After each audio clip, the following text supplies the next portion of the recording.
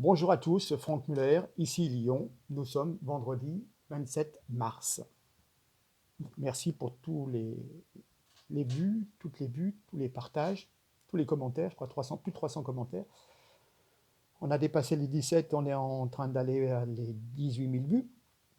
Donc merci encore. Voilà. Bon, moi j'ai eu une mauvaise nouvelle, je crois, hier matin. J'ai publié une photo de Macron. Macron avec son masque, mais avec une légende peu flatteuse. Euh, Macron portant un masque qui ne sert à rien et dont le corps médical a cruellement besoin, nous a fait une déclaration de va-t-en-guerre devant une tente de l'hôpital des armées de 30 places. Euh, il n'a rien dit que du vent, que de la poudre de perlimpinpin. Pire, il veut se faire passer pour le héros qui ne sera jamais. Il est le comptable de nos morts. Vous savez quoi faire en 2022. Voilà, donc je suis pratiquement bloqué. Je peux encore poster sur ma page Facebook. Je vous mettrai le lien. Je vous demanderai d'y aller, de partager, ce qui vous intéressera. Hein. Mais je ne peux plus partager dans les 50-60 groupes qui recevaient mes publications, qui recevaient le lien pour les vidéos. Et ça permettait, dans chaque groupe, vous avez des groupes de 3000, 4000 personnes, ça permettait de faire passer l'information. Et si quelqu'un a une solution pour me débloquer, une astuce technique, je suis preneur. Il me laisse un message et je le rappelle. Alors, cette crise, on l'a vu venir depuis 3 mois. Mais on a attendu les bras croisés. L'État ne dispose toujours pas suffisamment de masques pour protéger les soignants, les forces de l'ordre et, a fortiori, toute la population. Donc, en fin de compte, cette carence résulte d'une imprévoyance malheureusement bien connue depuis le temps qu'on en parle. Dépistage, la France ne procède toujours pas des dépistages systématiques du Covid-19, contrairement aux pays qui ont su juguler l'épidémie, Corée du Sud, ou des pays à mortalité très très faible, comme l'Allemagne. Je crois qu'il n'y a que 40 ou une cinquantaine de morts, donc pour une population comparable et un nombre de contaminés comparable. Hein.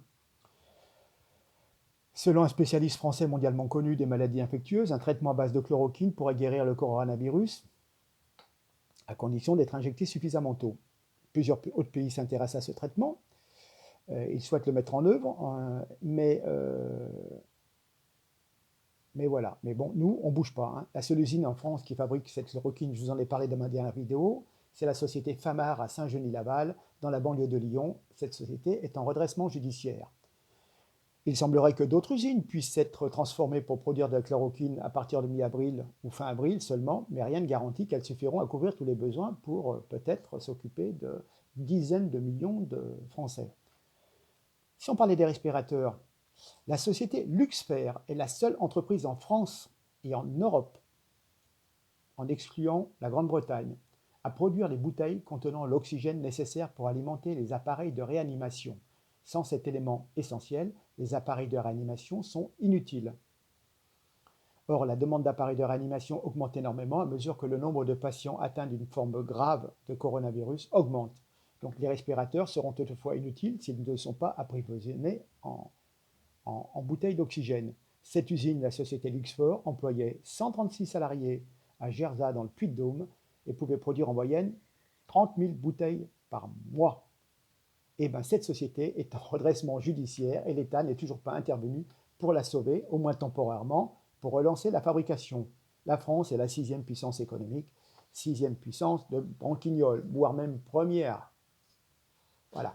Alors, constatant qu'il n'y a plus de temps à perdre, contrairement à l'avis des mandarins du milieu médical qui estiment que le nombre d'essais cliniques n'est pas suffisant, Philippe Douste-Blazy, l'ancien ministre de la Santé, en appelle au président de la République dans une vidéo que TF1 a refusé d'ailleurs de diffuser, euh, en demandant qu'on s'occupe de la chloroquine, etc. Bon, euh, comment dire?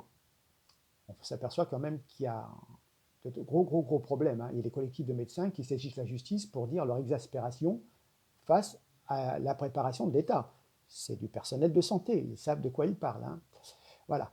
Alors, bon, il y a un décret qui est paru sur cette fameuse chloroquine, mais en fin de compte, qui limite la délivrance du médecin en officine pour des indications très très strictes, la polyarthrite, certaines allergies, du lupus, etc. on interdit l'exportation, ça c'est bien. Et puis on parle du traitement du corona, mais comment dire, on l'associe à l'opivir et ritonavir, qui sont d'autres antiviraux, mais on ne l'associe pas à l'azithromycine, comme le dit le docteur Raoul.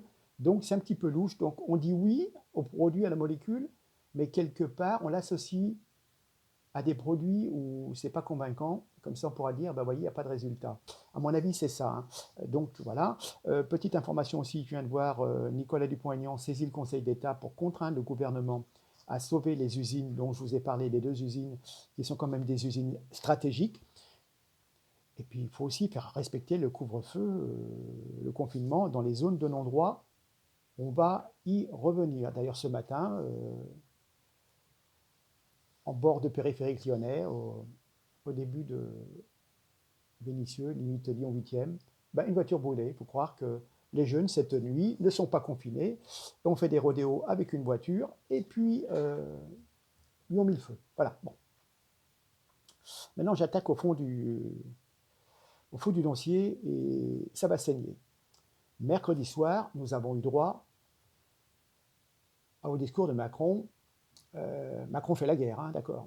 C'est pas Martine à la campagne, c'est Macron va en guerre. Je croyais qu'on devait rester confiné, hein, mais nous avons vu Macron aller à Mulhouse avec sa troupe pour aller faire sa communication, bien entendu. Lui qui a fait fermer 5000 lits en 2 ans, ben, il se déplace pour un hôpital militaire de 30 places. Hein.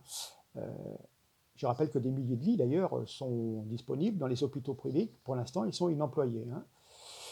Alors, nous avons vu, il y a le confinement pour les petites gens de la France qui travaillent, et puis il y a le confinement, ou plutôt le non-confinement, des politiques prêts à tous les mensonges pour se faire réélire. Il se voulait Macron le chef de guerre, mais n'est pas Clémenceau qui veut. Nous avions le décor comme au théâtre ce soir. C'était la nuit, au milieu d'un petit campement militaire. Il était droit et martial, dans la nuit froide et venteuse. Il n'avait pas d'uniforme, mais un masque pour montrer qu'il risquait la mort. Mais c'est d'un ridicule, n'est-ce pas, Sibeth? Sibeth Ndiaye, toi qui nous disais quelques jours, je crois en début de semaine, que le président n'avait pas besoin de masque, ce n'était pas utile, parce que de toute façon on nous l'a dit, hein, le masque ça ne servait à rien. Donc évidemment Macron nous a sorti un discours médiocre, nébuleux, bourré de lieux communs, agrémenté de petits détails insignifiants, mais avec un air de tragédien. Ça sert les cours de comédie avec Brigitte. Hein. Il nous a parlé d'union derrière lui. Mais au fait, tiens, où est la solidarité européenne? Vous l'avez vu, vous? Moi, j'ai rien vu. Hein. Macron nous fait des mamours. Il nous câline. Il félicite tout le monde. En premier, nos héros, hein, les soignants, qu'il envoie à la guerre sans armes ni protection. Oui, enfin, il oublie qu'il y a quelques semaines, quelques mois, il les faisait gazer et matraquer par les CRS, hein, parce que ceux-ci protestaient contre les conditions insuffisantes dans les hôpitaux. Mais là, il a tout oublié. Hein. Maintenant, il les embrasse sur la bouche. Puis en deuxième, il parlait aussi des invisibles. Vous savez, les petites gens, euh, euh, les illettrés d'ailleurs, hein, oui, les invisibles, donc les éboueurs, les caissières, les routiers, etc. Donc, hein. Par contre, ils regrettent les gens comme nous, qui sont éveillés. On est des traîtres qui osent critiquer son action, ou plutôt son inaction d'ailleurs. Non, il y a des gens lucides qui constatent son inaction, sa mise en danger de tous les Français. Lui qui a réduit le budget de la santé de 800 millions d'euros en une année, il nous promet maintenant de débloquer plein d'argent pour sauver l'hôpital public. Ben voyons, plein de promesses. Demain, on rase gratis. Si c'est comme pour les masques, on les attend toujours, hein, Coco. On a vu le premier de cordée s'incliner devant ceux qui ne sont rien, devant les alcooliques, les illettrés. Oh là là. Il est revenu dans l'ancien monde, celui des services publics, de l'hôpital public et de l'armée. L'armée dont il avait réduit le budget en 2017. Rappelez-vous, le général de Villiers était parti. Hein, et je suis persuadé que le 14 juillet, hein, pour récupérer le sentiment, l'émotion que les Français ont vis-à-vis du personnel soignant, il va faire défiler des gens en blouse blanche pour faire monter sa cote de popularité. J'en suis sûr. Hier soir, je rentrais sur Europe 1, j'entends, 18h30, une infirmière de l'hôpital de Cadillac, 658 lits dans l'Aquitaine, Nouvelle-Aquitaine, comme on dit maintenant. Qu'est-ce qu'elle nous dit, cette dame? Le personnel est exposé. Entendez-vous? 658 lits, il n'y a pas de masque, pas de blouse, ni surblouse, ni gel. Tout va bien, mais quelle incompétence d'exposer ainsi le personnel soignant de la sorte. ce personnel qui sera contaminé, car il est pris au piège. Et du coup, il sera obligé d'être confiné. Et nous aurons encore moins de personnel soignant pour soigner les malades, déjà qu'il n'y en a pas suffisamment. On a appris également à ces infos qu'il manquait aussi du matériel dans d'autres services de réanimation. Bon, je pense aussi également que vous savez qu'il y a une hécatombe dans les EHPAD. Une aide-soignante pour 20, 30, 40 pensionnaires, avec un minimum, quand ils en ont, 2 masques par jour. Vous allez loin. D'ailleurs, je ne suis pas sûr que les morts dans les EHPAD soient comptabilisés parce qu'ils ne sont pas morts dans les hôpitaux. Enfin bon, il y a quelque chose qui n'est pas clair. Hein. Puis remarquez, on les brûle, on les sort, on les brûle, sans famille ni service funéraire, à la va-vite. Une anecdote, toujours dans le Puy-de-Dôme, on a livré des sacs mortuaires sans que la direction de l'EHPAD les ait commandés, parce qu'ils prévoient qu'on va se débarrasser des tas de petits vieux, mais les masques ne sont toujours pas arrivés. Quel cynisme, quel cynisme. Et puis j'apprends que la police réclame des masques et menace d'arrêter les contrôles de confinement. Et oui, bon, ben, j'ai confiance, hein. Notre Dieu Macron va imposer les mains et guérir la France et les Français. Oh, peut-on peut-être rappeler que chez Angela, en Allemagne, il y a quand même 500 000 tests qui sont pratiqués par semaine. Et nous, on nous parle de 40 000. Oui. Alors, ce que je ne comprends pas, et là je suis abasourdi, la cote de Macron a remonté de 15%. Non mais je rêve là. Réveillez-vous, mais réveillez-vous. Hein. Enfin bon. Je reviens un peu sur les EHPAD. Dans cette crise du coronavirus, nous voyons ressortir l'éternelle nature humaine. Hein. Quand je ne suis pas concerné, hein. Tout le monde s'habitue à tout. Et dans un contexte tragique, l'instinct de révolte s'atténue, la barbarie n'est pas absente de ces événements. Depuis 2 mois, les experts déversent, dans la plus grande banalité, un flot de commentaires supposés rassurants, en affirmant que le Covid-19 ne tue que les personnes déjà malades ou âgées. Et puis on a commencé à s'alarmer quand il y a eu des plus jeunes qui ont été touchés. Mais en fin de compte, une société qui se rassure du sacrifice des siens en état de faiblesse pour sauver les autres, les jeunes et les bien portants, ça ne serait pas une société où la barbarie triomphe déjà? Donc c'était les vieux. Bon, ça faisait des retraites en moins payées, hein, ça allait rétablir l'équilibre. Alors, vous voyez qu'en fin de compte, on gouverne à vue, comme je disais la dernière fois, au doigt mouillé. Panique, incohérence. Le temps n'est pas la politique. Non. Le temps n'est pas à la polémique, on nous dit, hein, c'est trop facile. Mais à l'unité, paraît-il. Non, mais attendez. Pour autant, il n'est pas à l'aveuglement ni à l'asservissement. La responsabilité essentielle du désastre incombe aux décideurs nationaux. Déni radical de la réalité pendant 2 mois et demi, de janvier à mi-mars, exposant dangereusement des millions de Français à la contamination. Et puis le 14 mars, brusque mouvement de panique. C'est la guerre. Enfin, d'abord, on nous a dit allez voter. Et puis 2 jours après, on nous dit ah, mais ne bougez pas de chez vous, restez confinés. Donc, ce qui a provoqué l'effondrement de l'économie française. Hein. Et puis après, à un moment, on vous a dit ah, mais quand même, il faudrait retourner au travail. Hein. Il faudrait savoir quand même. Hein. Ils voudront évidemment se défausser sur d'autres. Hein. Ils n'échapperont pas à leur responsabilité. Comptez sur moi.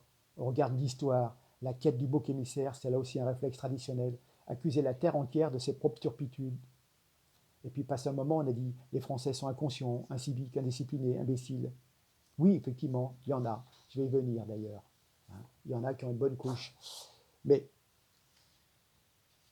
comment dire, comme toujours, ça me rappelle 39 ça. Comme toujours dans les grandes débâcles, l'héroïsme d'une poignée d'hommes et de femmes qui, à eux seuls, par leur comportement, parviennent à sauver l'honneur. Médecins, sapeurs-pompiers, policiers, personnel médical, tous ces anonymes privés de masques par l'incurie d'une classe dirigeante, mais pourtant fidèles à leur devoir. Alors, là, je vais être méchant garçon, je ne veux pas être consensuel. Hein. Il y a le confinement de la France qui travaille et qui se lève tôt, et puis il y a le non-confinement de la France des banlieues, de la France qui deal et qui fait du business. Je schématise, hein. Bien sûr, je ne mets pas tout le monde dans le même sac, il y a des gens qui habitent dans les banlieues, qui sont d'honnêtes travailleurs, etc. Hein. Mais bon, j'explique mon propos. On constate que dans les banlieues, il y a ce qu'on appelle un confinement allégé, c'est du light.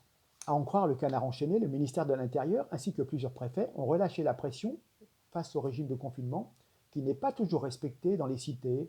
Certains trouvent que même euh, il y a une vertu au maintien de l'ouverture des commerces de nuit. Ah bon? Oui, oui, oui. On s'aperçoit que les restrictions de confinement, de déplacement même, sont régulièrement violées dans l'ensemble des banlieues, nous dit le Canard enchaîné. D'ailleurs, moi, hier encore, il y avait un reportage dans le journal local de Lyon, Le Progrès, qui nous disait que dans tout l'Est lyonnais, Vent-en-Velin, Vénissieux, etc., etc., ben, les gens se baladaient la nuit, hein, on est d'accord, enfin, pas que la nuit d'ailleurs. Enfin bon, ce problème, l'existence du problème hein, dans les cités a été signalée le 22 mars par une cellule interministérielle. Hein, ils ont fait une cellule. Hein. Cependant, Laurent Nunez, secrétaire d'État auprès du ministre de l'Intérieur, a refusé d'insister sur le strict respect du confinement.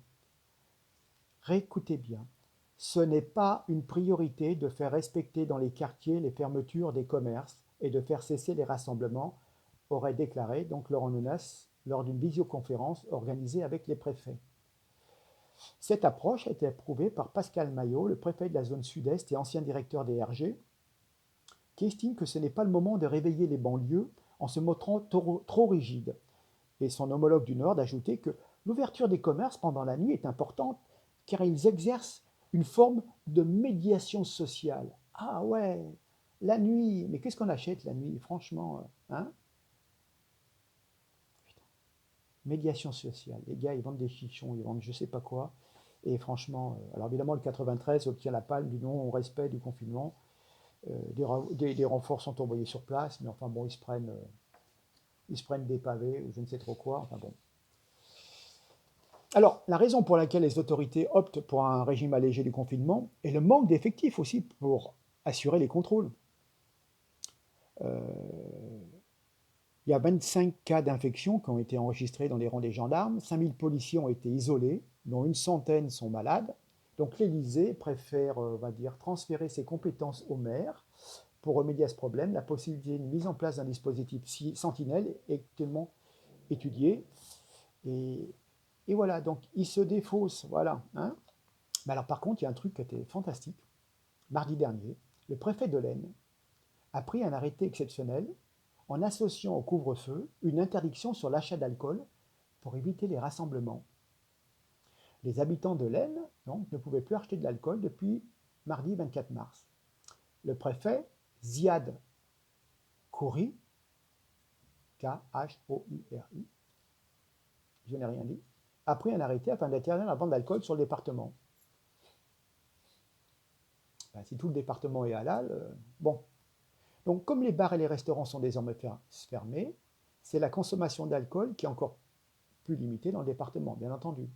Mais alors, on nous a dit, oui, mais il s'agit d'éviter les rassemblements, puisque vous avez vu, hein, il y avait des rassemblements dans la rue, hein, mais ce n'était pas pour acheter des pâtes, hein, les gens achetaient pour voilà, ils achetaient des caisses de pastis et de whisky. Hein. Vous avez vu, hein, les chariots, plein. Hein, ouais. C'est pour donc éviter les rassemblements et surtout les violences intrafamiliales qui pourraient être la conséquence d'une consommation abusive d'alcool. Ah oui, c'est vrai que bon, ils sont confinés, ils ne savent pas quoi faire, donc ils boivent des canons et après ils tapent leurs femmes. Voilà. Puis il y avait donc un couvre-feu pour les commerces qui devaient fermer avant 20h. Mais on se fout de nous, quoi, je veux dire.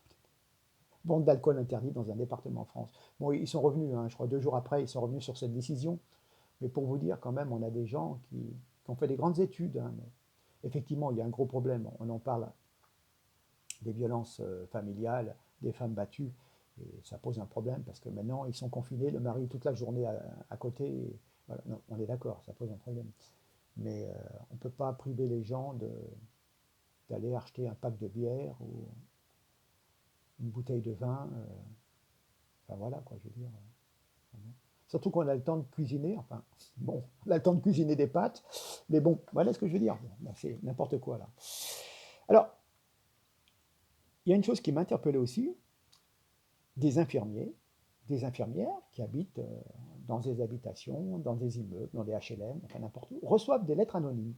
Alors, dans un premier temps, on les félicite de travailler à l'hôpital, mais on leur dit, ça nous gêne, hein.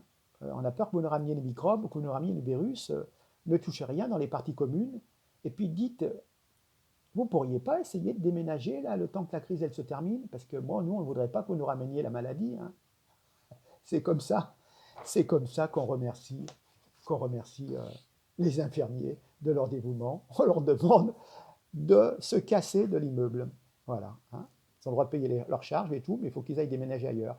Et j'étais tombé sur un courrier aussi, je ne l'ai pas gardé, je ne l'ai pas enregistré. Alors il nous disait que, évidemment, le parking était vide de la clinique là où il travaillait, et, mais les places n'avaient pas été libérées pour que le personnel soignant puisse se garer. Donc ces places restaient vides. Eux n'y avaient pas accès, parce qu'au départ c'était pour les visites, mais bon, il n'y a plus de visites.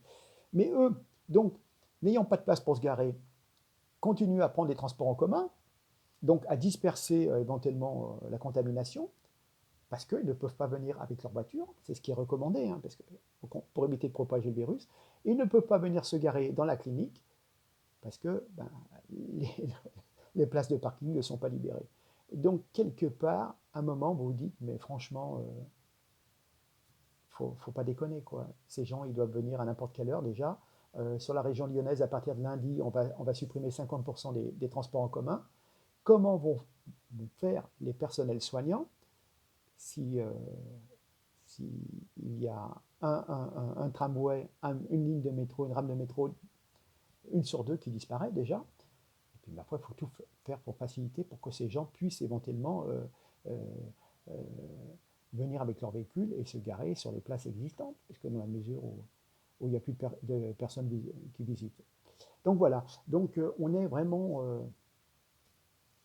dans une gabegie, d'une incompétence folle. Voilà ce que je voulais vous dire. J'espère que je vous aurai apporté quelques éléments. Ça bouge, ça bouge. Euh, voilà, donc écoutez, continuez à partager. Je vais vous mettre quelques liens. Allez regarder. Vous avez vu que je vous avais mis la pétition pour le docteur Raoul la dernière fois. Plein de liens, plein de vidéos. Allez sur ma page Facebook. Si quelqu'un peut me solutionner le problème du déblocage avec Facebook, je suis preneur. Voilà. Bon, bah, écoutez, il y a plein de nouveautés, de choses. J'y viendrai. On va clore là. J'en suis à 22 minutes. Je ne vais pas trop prendre de votre temps. Euh, écoutez, je suis à votre disposition. Il y a des commentaires. Vous voyez. Et puis j'essaye de vous répondre.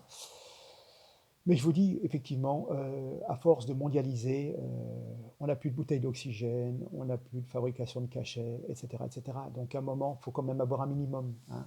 Je pense que les personnes qui, par exemple, ont du butane chez eux, ils ont une bonbonne de butane d'avance, au cas où elle soit vide et que les magasins soient fermés. L'État doit avoir une précaution, il faut quand même qu'il y ait quelques usines qui nous fournissent le minimum pour le fonctionnement de nos services hospitaliers, des bonbonnes d'oxygène, etc., etc., etc. D'accord? Des comprimés et tout. On est contre le paracétamol, ça fait plus de 10 ans qu'on n'a aucune fabrication de paracétamol. Et alors, si un jour il y a un problème avec l'Inde ou l'Inde est en guerre avec le Pakistan, vous croyez qu'ils vont continuer à nous livrer des comprimés? Et les Chinois, hein? Vous voyez, vous avez vu là? Ben, voilà. On le disait, mais bon, là pas du gain, toujours cette mondialisation. Vous vous rendez compte? Je reviens sur les Italiens. Les Italiens sont obligés d'avoir des masques qui viennent de Russie. Allez, j'ai un coup de fil, je suis obligé de vous laisser. Merci beaucoup, à la prochaine fois.